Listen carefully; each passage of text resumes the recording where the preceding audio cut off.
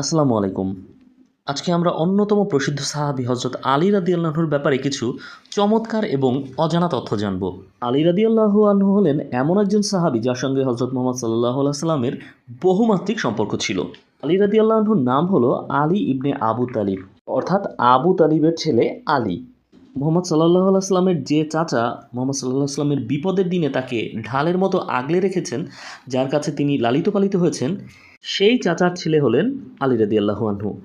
অর্থাৎ তারা দুজন, অর্থাৎ আলী রাদিয়াল্লাহু আনহু এবং মুহাম্মদ সাল্লাল্লাহু আলাইহি সাল্লাম দুজন আপন চাচতো ভাই। পরবর্তীতে তিনি সেই সাহাবাদের মধ্যে অগ্রবর্তী যারা একদম প্রথমেই মুহাম্মদ সাল্লাল্লাহু আলাইহি সাল্লামের উপর ঈমান এনেছিলেন। এরপর তিনি যখন ফাতিমা রাদিয়াল্লাহু আনহাকে বিয়ে করেন তখন মুহাম্মদ সাল্লাল্লাহু আলাইহি সাল্লাম এবং তার মধ্যে জামাই শ্বশুরের সম্বন্ধ স্থাপিত হয়। অর্থাৎ তিনি তার বিশ্বস্ত সাহাবী, একদম সেই সাহাবীদের মধ্যে তিনি একজন যিনি প্রথম দিকে মুহাম্মদ সাল্লাল্লাহু আলাইহি সাল্লামের উপর ঈমান এনেছিলেন। একই সঙ্গে তিনি তার আপন চাচতো ভাই, তারপরে তিনি তার মেয়ের জামাতা। আমরা হযরত আলী রাদিয়াল্লাহু আনহুর বীরত্ব, তার ভালোবাসা, তার স্যাক্রিফাইস, এই সব বিষয়গুলো জানি। আজকে আমরা সেই সব বিষয়ে আলোচনার চেষ্টা করব বা মেইন ফোকাস দিব যেগুলো মূলত আমাদের অধিকাংশের কাছেই অজানা। আমরা যখনই তার পরিবার নিয়ে কথা বলতে চাই তখনই আমরা প্রধানত ফাতিমা রাদিয়াল্লাহু আনহা এবং হাসান হোসেন রাদিয়াল্লাহু আনহুর নাম বলি, কিন্তু আসলে এমনটা করলে তার পুরো পরিবারের প্রতি যেন কিছুটা অবিচারই করা হয়। শুধুমাত্র ফাতিমা রাদিয়াল্লাহু আনহুর গর্ভেই আলী রাদিয়াল্লাহু আনহুর 4 জন থেকে মতভেদে 5 জন সন্তান ছিল, যার মধ্যে 2 জন হলেন হাসান এবং হোসেন রাদিয়াল্লাহু আনহু। ঐতিহাসিকদের মতে তাদের আরও একজন পুত্র সন্তান ছিল যার নাম হলো মুহসিন, যদিও তিনি শৈশবেই মারা গিয়েছেন।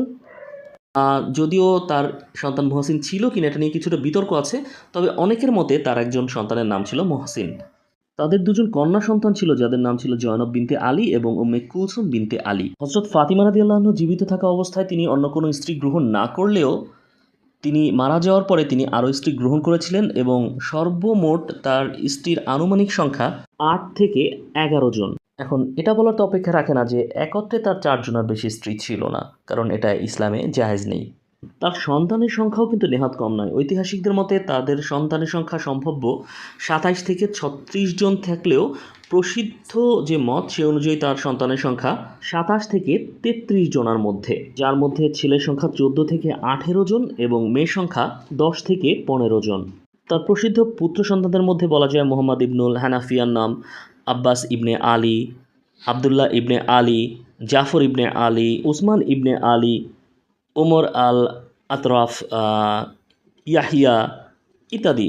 আসলে তিনি তার অনেক সন্তানদের নাম তার প্রিয় বন্ধু এবং নবীর অন্যান্য সাহাবাদের নামে রেখেছিলেন। তার প্রসিদ্ধ কন্যা সন্তানদের মধ্যে রয়েছেন জয়নব